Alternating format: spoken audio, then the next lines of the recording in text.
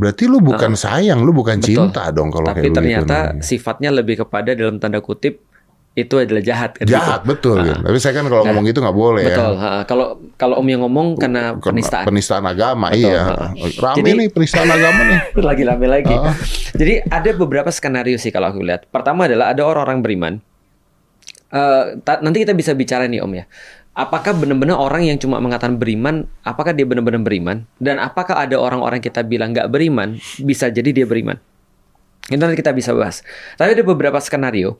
Skenario pertama adalah yang sudah ideal ya. Ada orang terus kemudian dia beriman, beramal soleh, baik gitu kan ya di dunia. Maka semua orang nggak ada yang dispute lah kalau dia masuk surga misalnya. Tapi ada orang-orang yang kedua. Dia orang yang baik tapi kadang-kadang berbuat jahat. Bukankah itu kebanyakan orang ya? Kebanyakan orang skenario ini. Nah, maka menurut Al-Quran mereka ditempatkan dalam neraka dulu, masuk neraka. Dalam tanda kutip tadi dicuci sampai habis dosa-dosanya, lalu kemudian dia baru masuk surga untuk eternity tadi.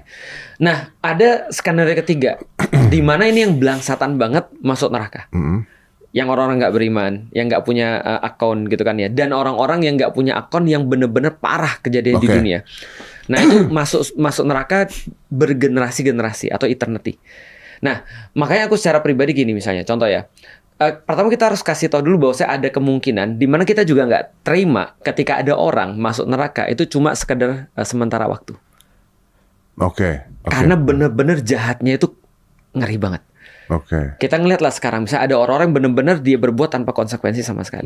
Dia bener-bener nggak ngitung apapun. Makanya ada penjara seumur hidup. Betul. Ketika ada orang di dunia menciptakan hukuman penjara seumur hidup ataupun siksaan dalam tanda kutip yang endless yang dia bisa lakukan, yaitu adalah seumur hidup, maka itu pun dikasih opsi seperti itu.